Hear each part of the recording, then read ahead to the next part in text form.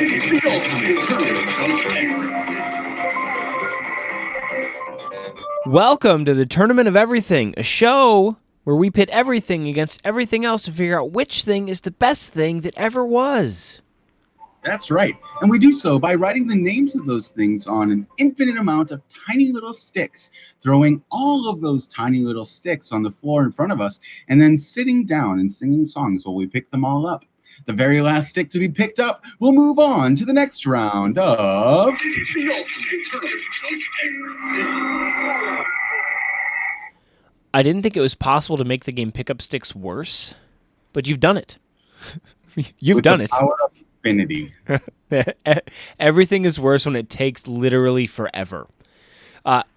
Also wrong. So, we're not going to do it that way.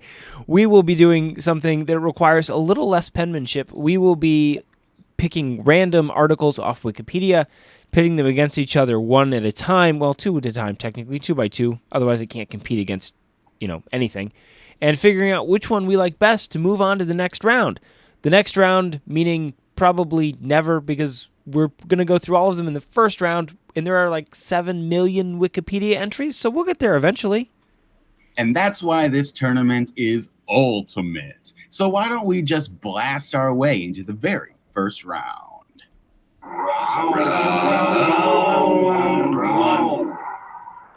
In round 1, we have Williston Congregational Church against Yaw Ansah Foforo, a Ghanaian professional footballer.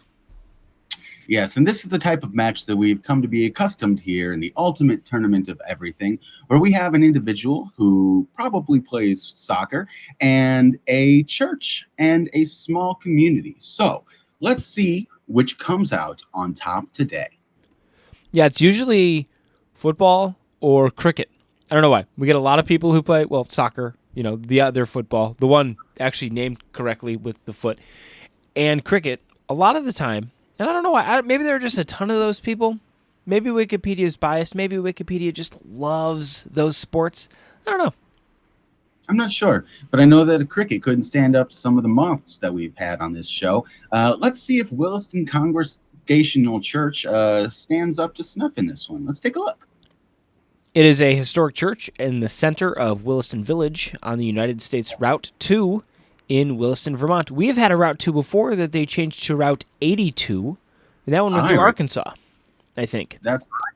Yes, and this is in a completely different state with a completely different name, history, and location. Well, that's good, because that other Route 2 didn't have what it took to move on. No. Now, this church took in 1832 when it was built for a congregation founded in 1800. Its interior is the result of an 1860 remodeling. The bell, manufactured in 1878 by the Troy Foundry Bell Works of Troy, New York.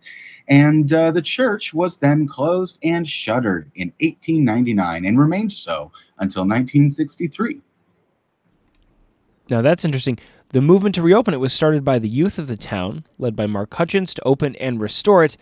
And then God decided, you know what? No, you should close it again. And it was struck by lightning in 2007, destroying the upper 2 octagonal belfry towers and the original bell.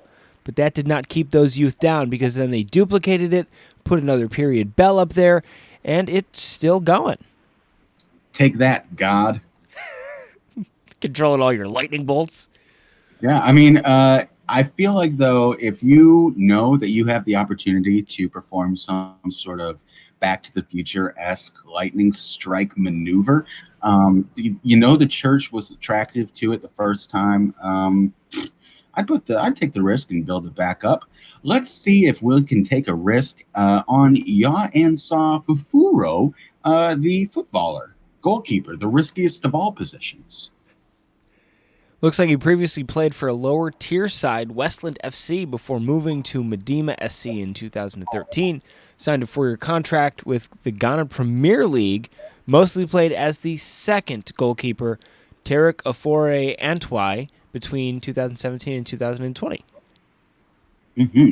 In 2017, he signed a new 3-year contract to expire in 2020, and he featured in just one league match before the league was put on hold and later canceled due to COVID-19. Ooh, rough timing. Rough timing. Yes, yes, indeed. For a goalkeeper, it's all about timing. You've got to be sharp. You've got to be on point, and you've got to be ahead of the game. And looking at these two, I think that Williston Church is the only one who was able to block a shot from God, no less, with a lightning bolt. So I think that I'm going to go ahead and pat my vote down for Williston Congregational Church in this round. The ultimate tournament of everything. Now we know that soccer players tend to be pretty scrappy. They tend to do pretty well in this tournament because of their footwork, their handwork, and their endurance. But unfortunately, some of the author speaks through in this article. As you guys, I'm sure, know, Wikipedia is made by the people. And whoever wrote this article on Yaw and Safufuro loved the term second fiddle, and it is in there at least twice. At least twice. So, okay, second fiddle, I get it. And you know what? He's second fiddle again. Williston Congregational Church, you are moving on. The fiddle struck twice, but lightning only once. Williston Congregational Church, you're moving on to the next round of... The ultimate tournament of everything. Coming out with a bang. Just fireworks right off the bat. It's a great round. Yes, I think that'll go in the highlights of round one when we look back. So why don't we waste no time in seeing what the future holds for us in round two? It's time for round two. In round two, we have 1923-24 Campeonato de Portugal, the third edition of Campeonato de Portugal, against badminton at the 2019 Parapan American Games. All right. We have two very exciting competitions within this competition. Competitors competing. We have rounds. We have tournaments. We have fields. Let's see who's going to be the victor. Now, it actually looks like we have a competition against a competition. Yes, indeed. This is a meta round. Ooh, so the Campeonato de Portugal, I'm guessing, is a soccer thing again. I think it's a soccer thing. It doesn't actually say, but some of these places, some of these names, yep, there's a little soccer ball. It's a soccer thing. Definitely a soccer thing. And they're counting goals in minutes. So, soccer for sure. The other one, definitely badminton, because it's in the title. That one's easy. Now, there are things that I don't understand in this world, and there are things that I don't know.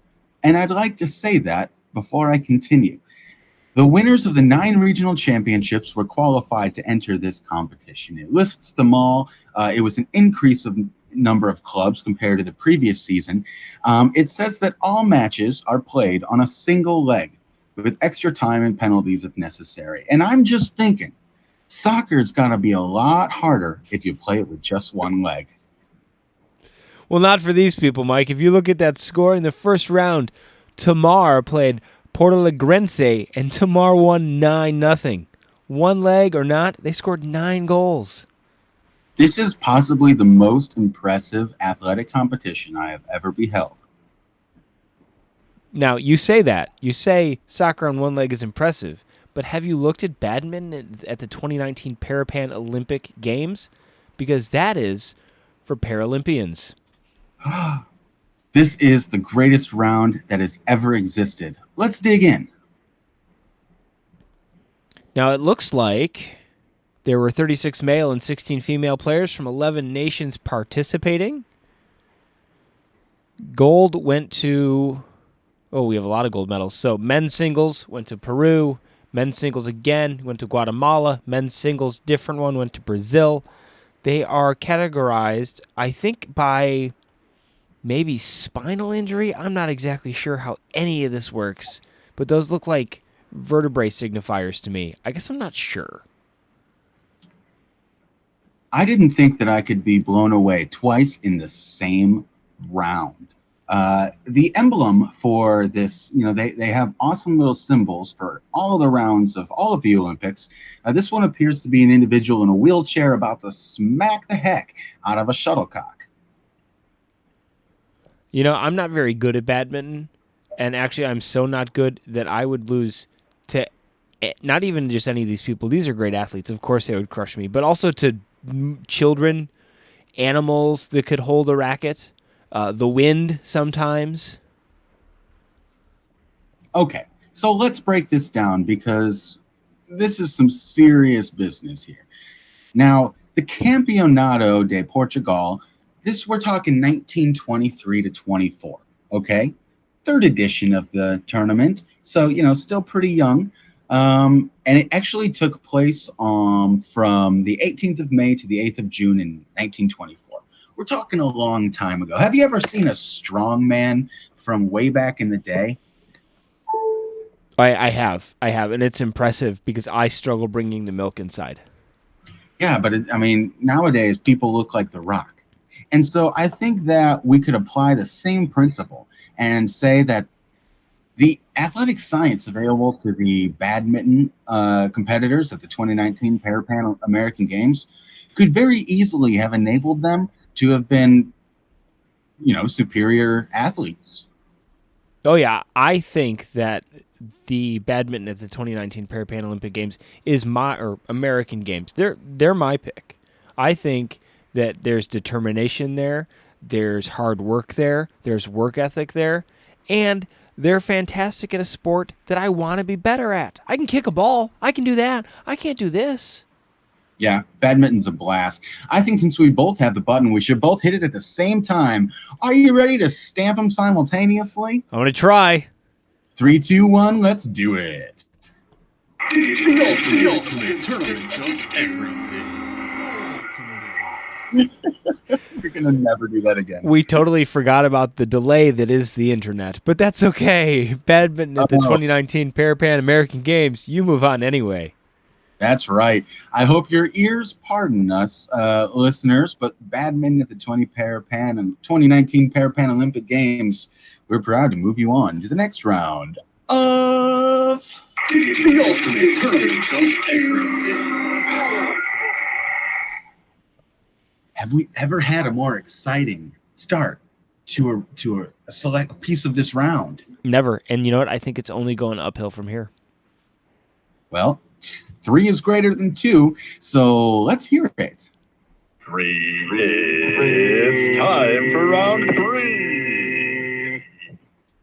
In round 3, we have Un-Ah Kim, a Korean-American condensed matter physicist, against Albert Resis, an American academic and writer in the field of Russian history. Wow.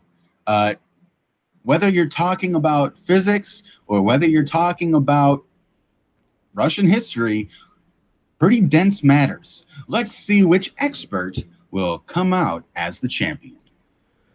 Un-Ah Kim was a professor of physics at Cornell University. She has studied high-temperature superconductivity, topological order, strange metals, and the use of a neural network-based machine learning to recognize patterns in these systems. That is very impressive.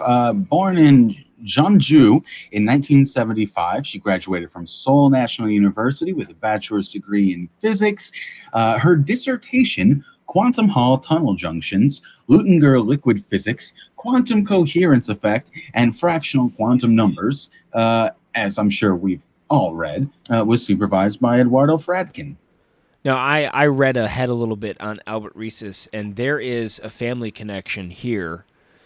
So Un-Ah Kim went to ULI, as we have a family member who went to, and Albert Resis went to NIU, as you went to. Can you believe this? How are these things connected? Well, when you reach out into the universe, you will often find yourself. The universe doesn't reach back? Like ever? No. No. You are the universe, reaching for yourself. So let's reach out and learn a little bit more about this Albert Resis. Born December 16th, 1921, passed away recently, March 10th, 2021.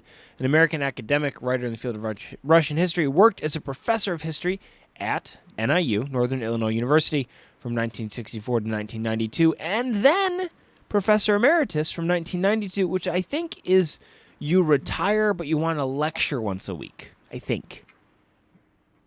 Yeah, it sounds like a pretty good gig.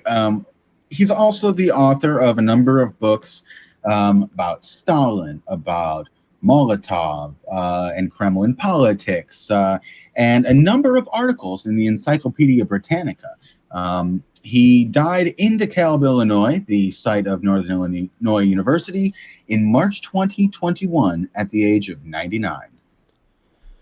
I got to imagine if I were this guy and someone's like, oh, you're like an encyclopedia. I'd be like, no, really, read the encyclopedia. I am the encyclopedia. You heard me. I am the encyclopedia.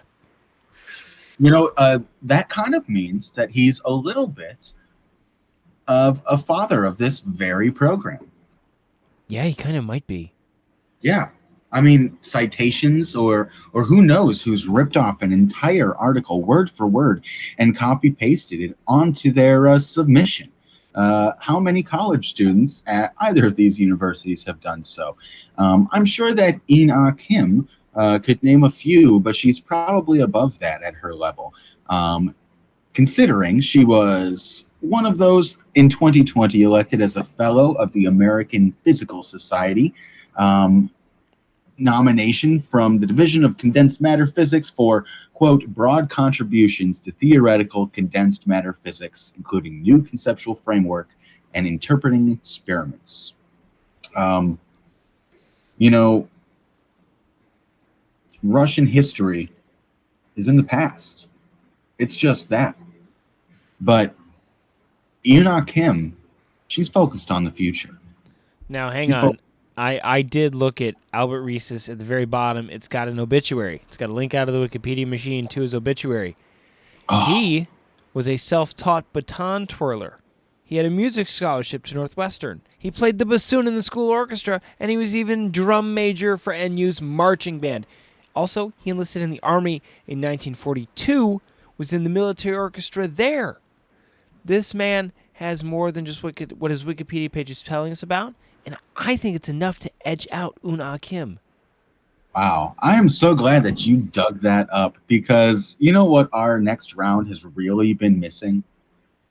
A baton twirler. That's what I was going to say. Yes. Well, gosh golly, I'm swayed. I'm going to have to agree with you. Sorry, Una Kim, but I will be placing my vote for Albert Resis to move on to the next round of The ultimate tournament of everything. It's always nice when there is something outside of Wikipedia to help with that decision. Unlike, what was that town? Shields? What are you hiding, Shields? What are you hiding? Can't protect yourself behind yourself. Mm-mm. No, you got to reach out into the universe. Yeah, and I'm going to reach out into the universe and hope for some not scary round 4 music. Come on, universe. I feel like we should throw a couple more blasts in just for the sake of it. This has been a blast-heavy episode. I want to keep it going. The ultimate tournament of everything. Because we can move on to round 4. My round 4 is ready. In round 4, we have Alan Dawson, an American jazz drummer, against Aurora Steam Grist Mill, a historic grist mill in Aurora, New York. Oh my. So we have 2 individuals, 2, shall we say, gristly individuals, are going to be facing off. Who's got the grit to get to the next round? Let's dig in. Alan Dawson was born in Marietta, Pennsylvania, and raised in Roxbury, Massachusetts. He served in the U.S. Army during the Korean War. Thank you, sir. He played with the Army Dance Band while stationed at Fort Dix, and during his tenure, he explored the post-bop era by performing with pianist Sabby Lewis. Excellent. Yes. American jazz drummer and percussion teacher based in Boston.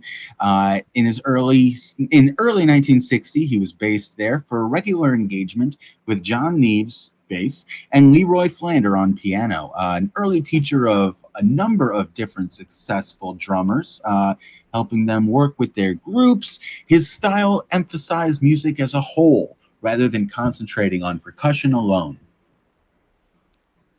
That is very interesting. He was big on rudiments and wrote extensive exercises intended to be practiced with brushes, and he believed using brushes with his rudimental ritual would reduce stick rebound, allowing the sense of picking up the sticks.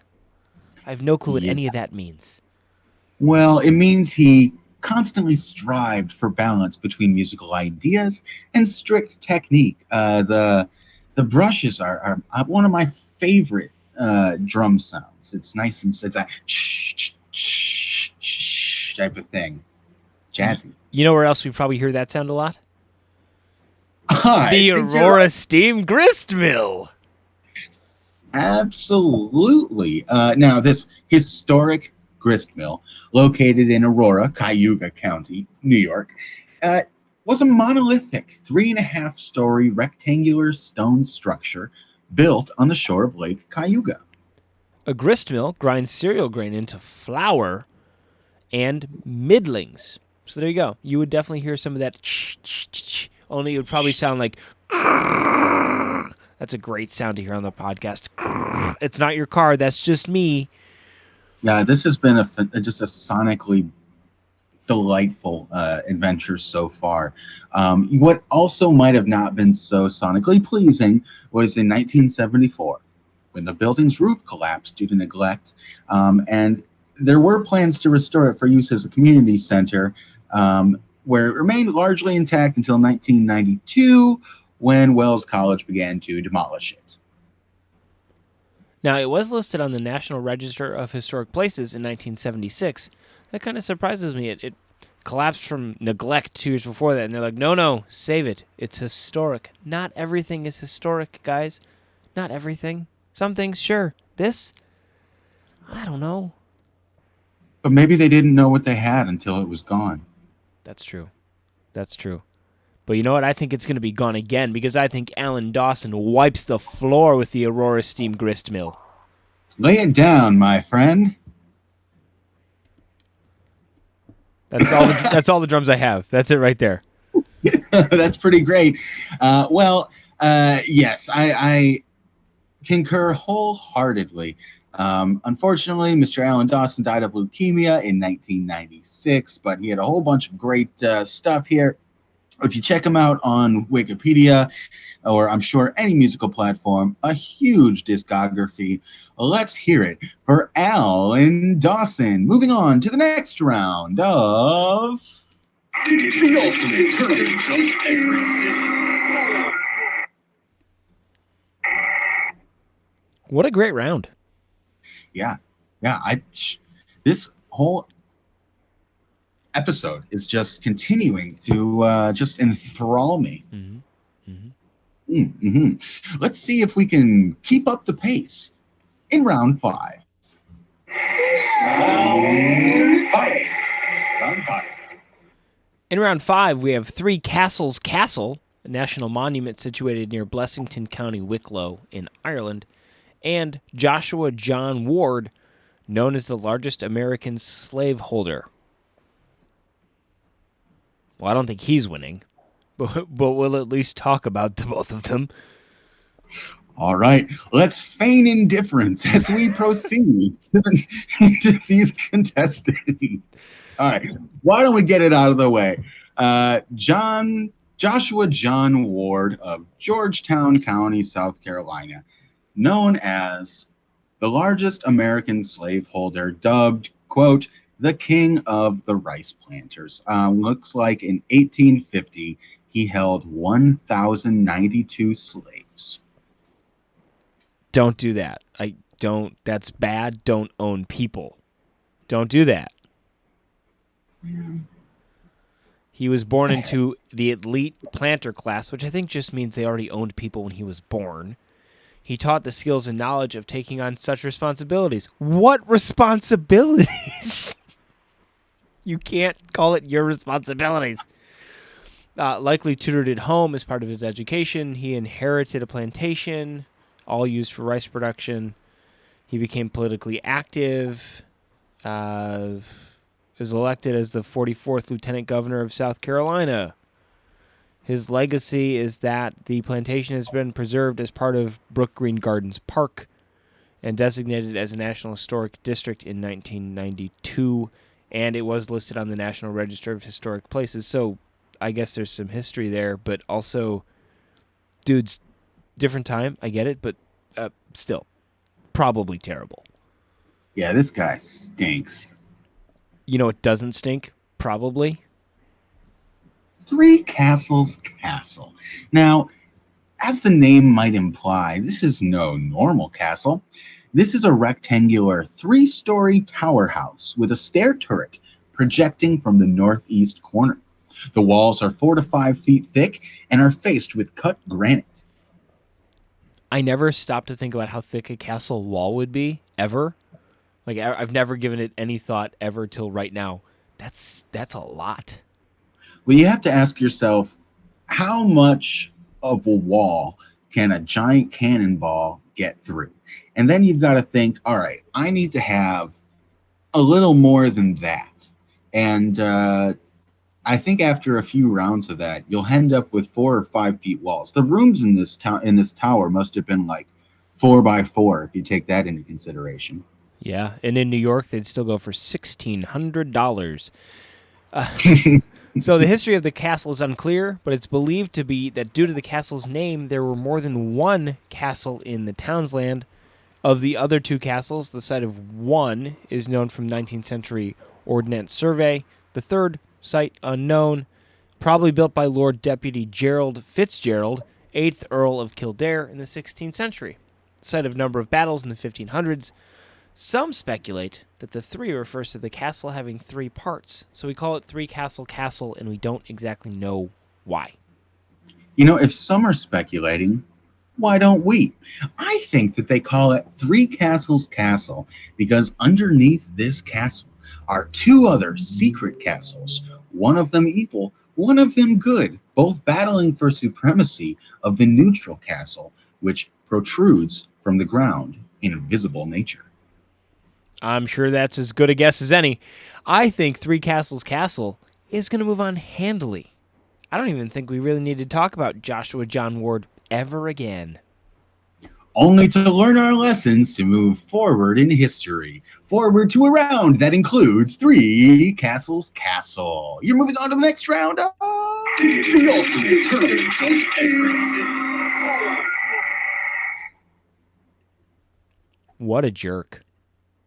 Yeah, don't be like that guy.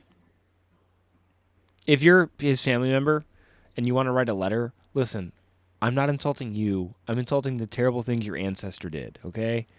What a jerk. Ancestors. And you're probably still doing all right as a result of them. So, I mean, let's take that into consideration, too. As we move forward into round 6. And down to the left, you will find Scenic Round 6. Round 6. I feel like I'm late for a plane.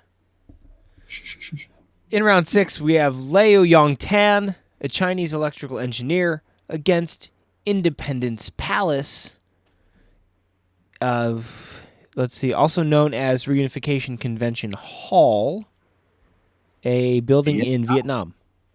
Okay. Oh, here we go. It was Excellent. the site of the fall of Saigon on the 30th of April in 1975.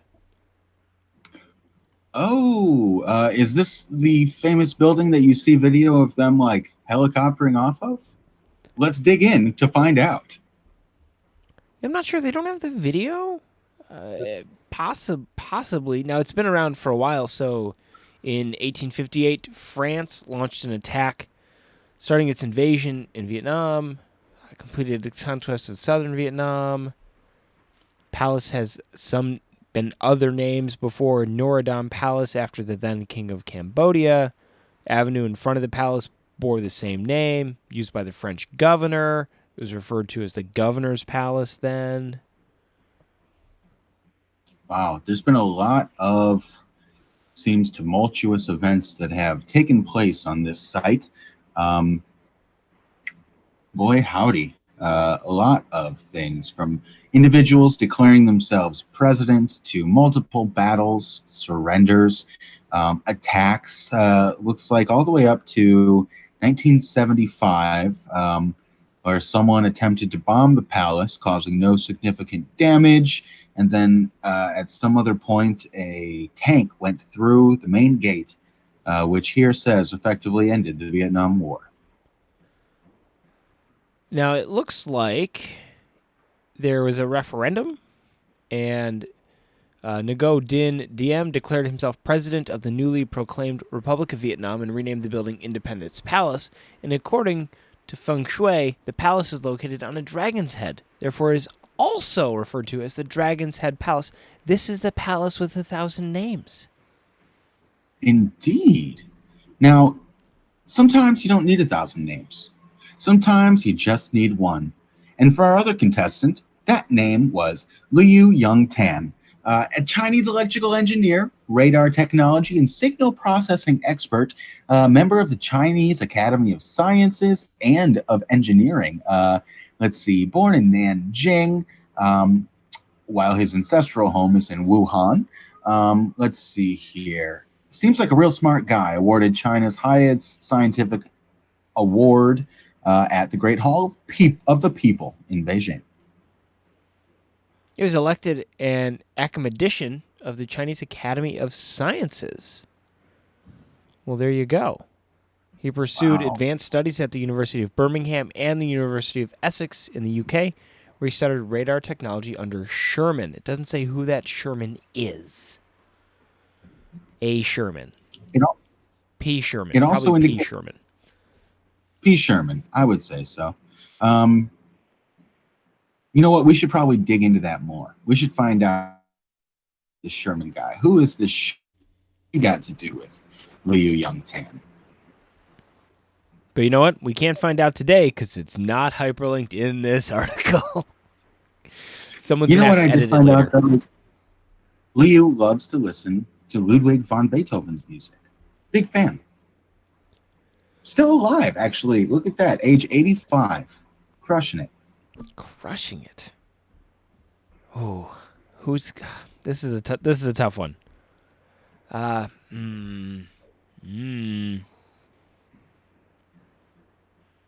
do you think, Mike? Who are you gonna vote for? I'm gonna vote for whoever you don't vote for.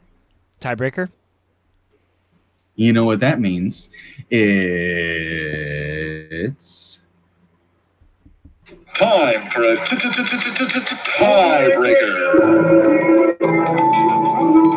That's right.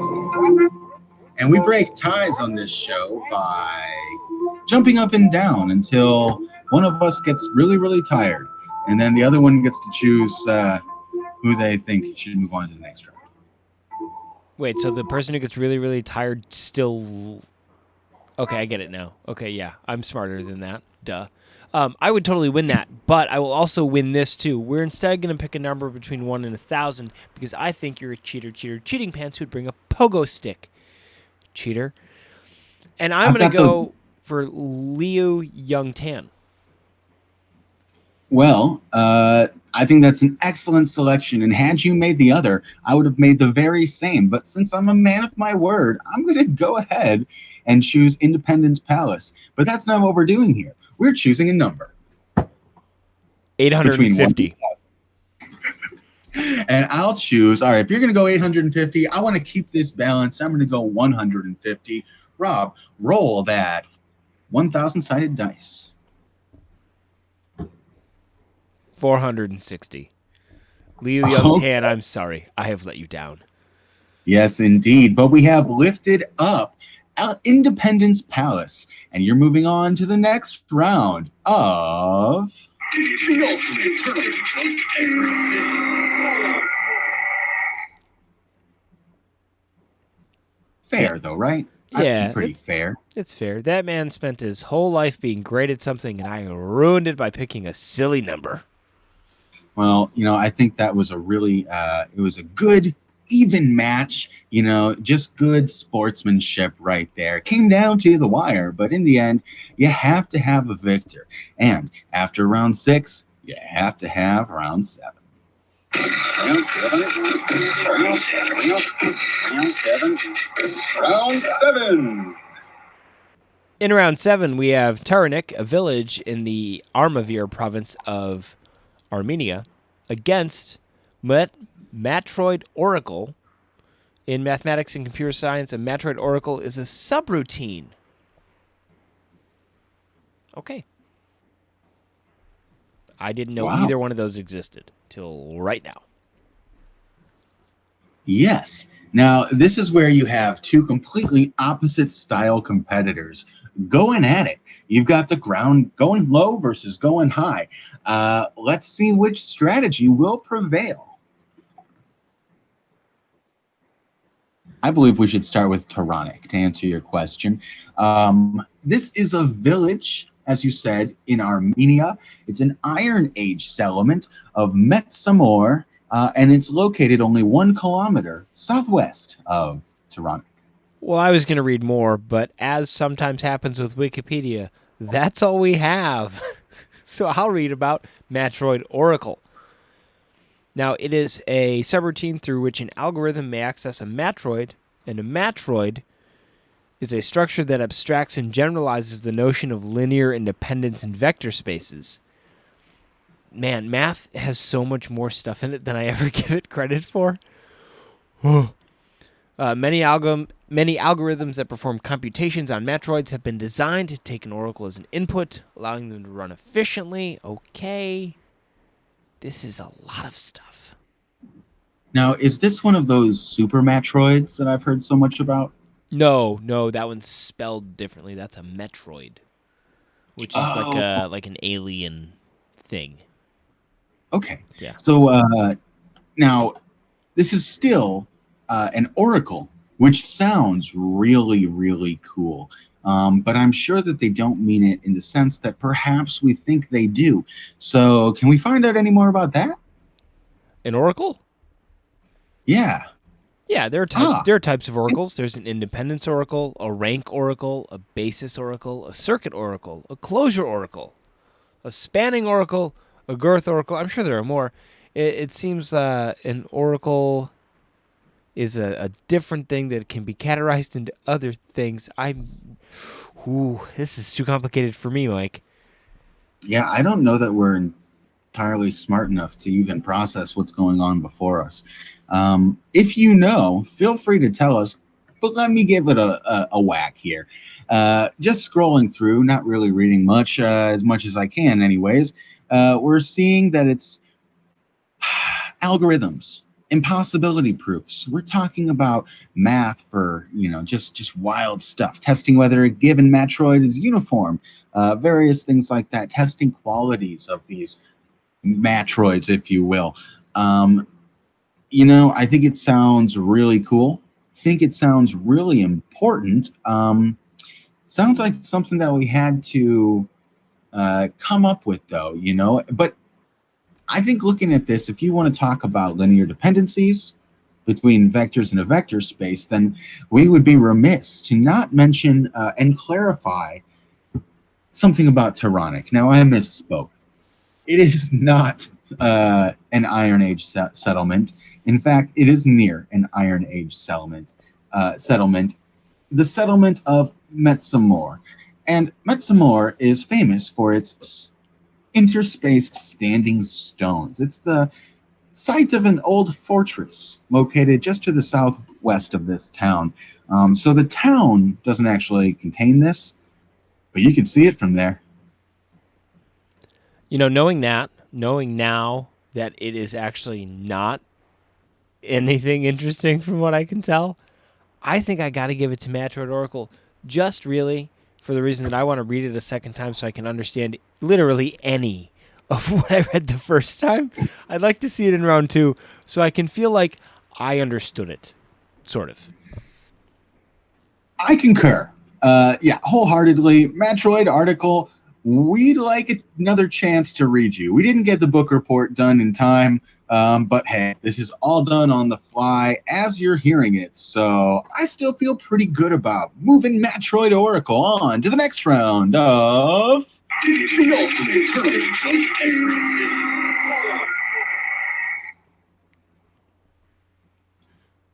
Let's I get have in round no 8. idea. Yeah, what did we just learn there? I don't. My brain hurts. Yeah, let's get on to that. I say, would you by chance have any round 8? Round 8? In round It's a bit 8, we have Ali Boumnagel, a former professional footballer who played goalkeeper, against Sajida, which is more math. Wow. Okay. So there's been a consistent flavor to the meal of tonight's competition. Now, another goalkeeper, no less. And this definitely looks like something else that we're going to hurt our brains trying to comprehend. Let's see which one prevails as we dig in. Ali was born April 13th, 1966. He's a Tunisian former professional footballer. He works for Sochaux, I think the X is silent, as assistant coach. At the international level, he represented the Tunisian national team. Let's see. He was born, definitely true. Started playing soccer. His first game was as a professional footballer. Came on the 20th of October in 1991. They would lose that game. Let's see. He played for another team for 6 years, one season at another, moved back to Tunisia to play for Cub Africain. And he established himself as a competitive goalkeeper. He was Tunisia's first choice goalkeeper, played at the 2004 African Nations Cup, where they won. Heyo. And at age 40, he was the oldest player in the 2006 FIFA World Cup, and he's been praised for his great leadership and goalkeeping skills. Can't get anything past him. But you know what always escapes me? Geometry. Math. Yeah.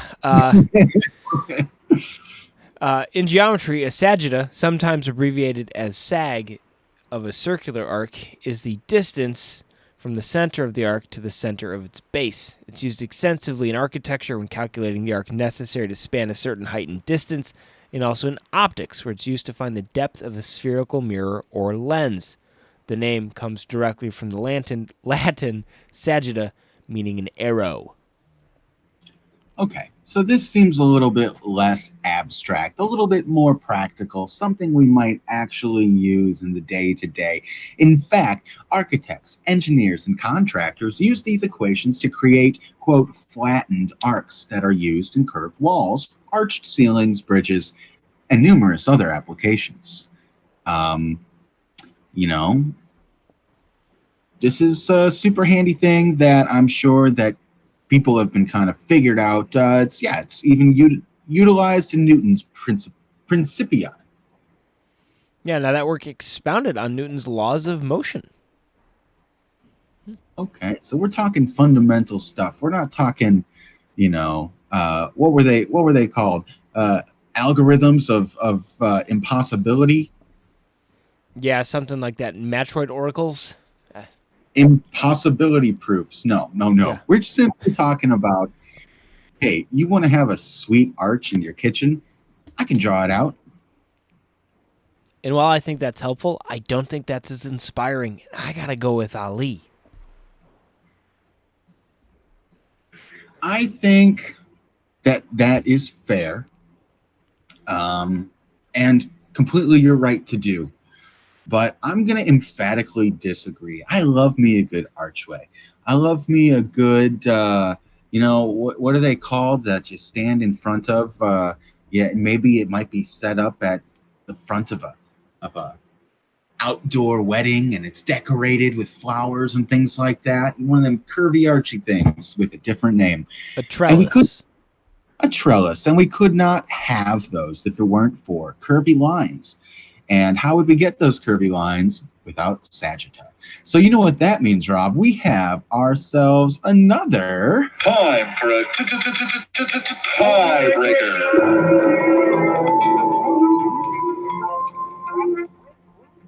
Okay, Ali, I promise not to let you down, okay? I promise. Hopefully. I am going to pick a number between 1 and 1,000. We've been over this before. Speak to me, Ali. What do you think? We're going to go with 472. 472. Well, if you want to hold something up, one of the strongest shapes to do so with is an arch.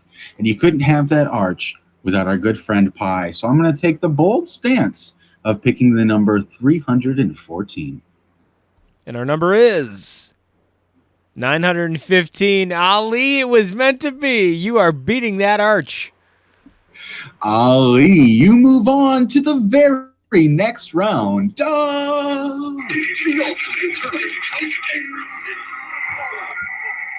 Yeah, that was kind of a DJ foul. I feel like he got sold short, and there's no rule against it. So I'm just going to give it to him one more time.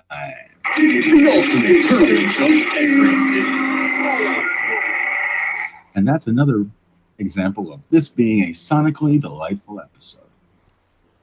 You know what else is sonically delightful? It's about time for round 9. Round 9. In round 9, we have John Garrett, an English bishop of Clogher in the Church of Ireland, against the USS Porcion. All right. So we have a bishop versus a warship. Now they say there are no atheists in a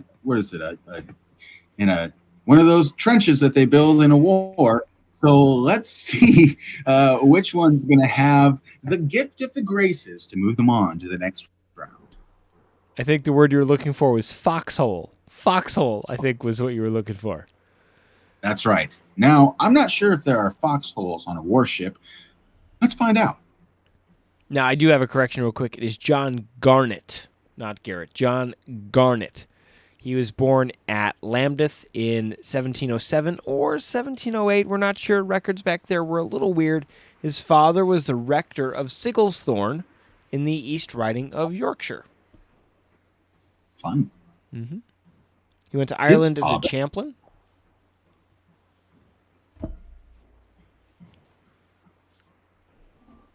He married Dorothea, the youngest daughter of Sir Thomas Malnew, the first baronet.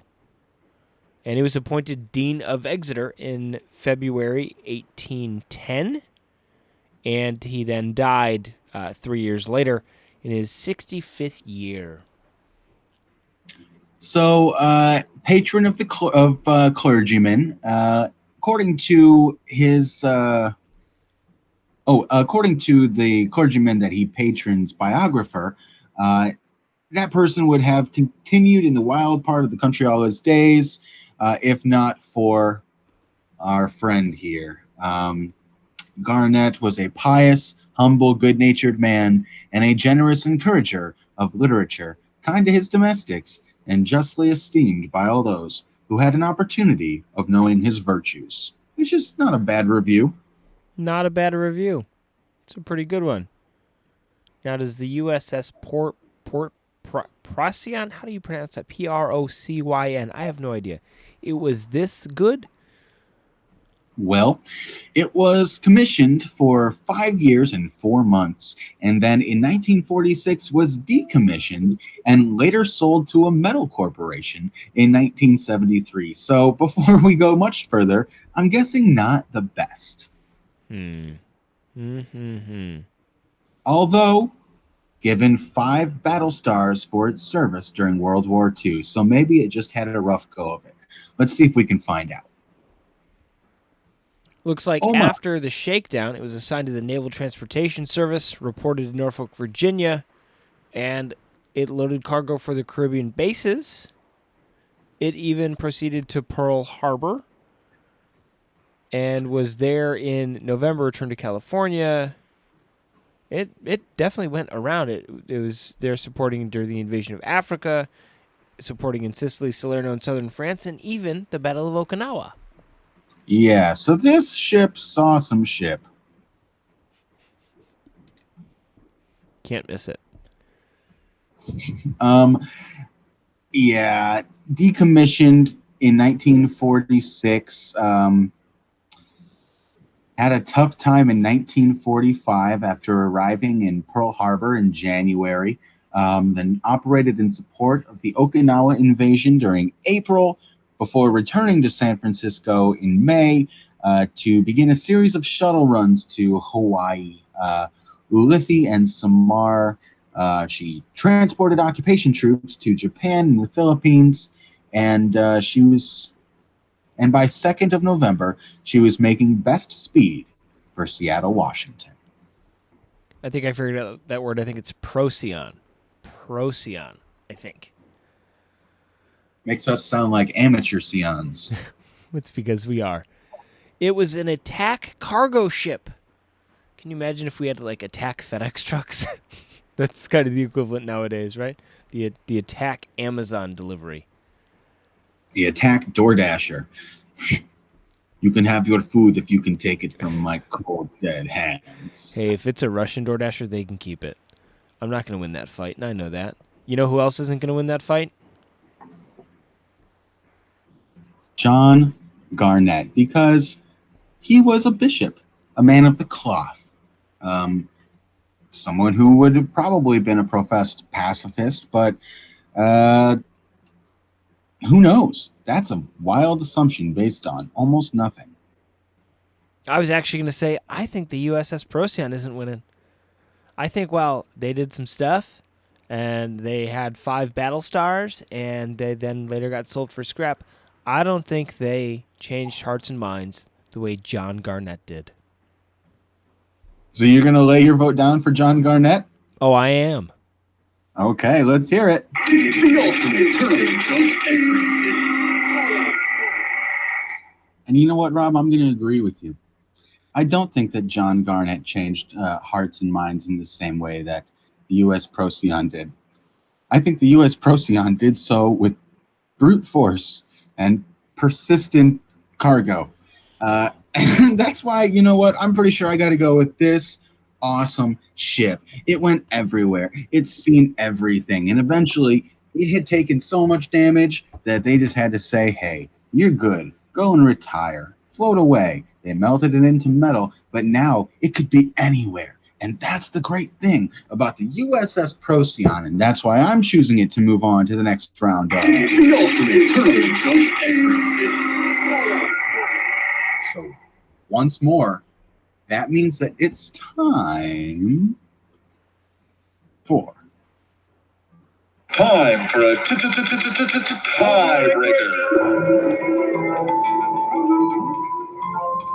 Now, as we all know, round 9 is the final round, so this tiebreaker will be the final tiebreaker of this episode. Yes. There will be more later, but for right now, the final tiebreaker. There can be no more after this point. Okay, No. I'm gonna go with the number 7. Okay. I'm going to go with the number 803. The number is. Hang on. 979, but do we go back around the 1,000 into the 1 again, or no? I guess not. That's a great question for another day, but I don't think we can honor that right now. So I believe by the statement of the rules, USS Procyon, you're moving on to the next round of The ultimate turn of everything. Well, that brings us to the end of the show. If you have liked any of this, make sure to leave a comment, like, subscribe, tell your friends, send in some audio files for us. We always take new songs for the intro, for the middle. Sound effects are always fun. Anything, really. You send it, we'll probably play it. Yeah. Golly, what a whirlwind that could only have been made better by your submissions. So, if you're hearing this and would like to hear yourself, send it on over through Anchor FM or through any other means that you can find to track us down.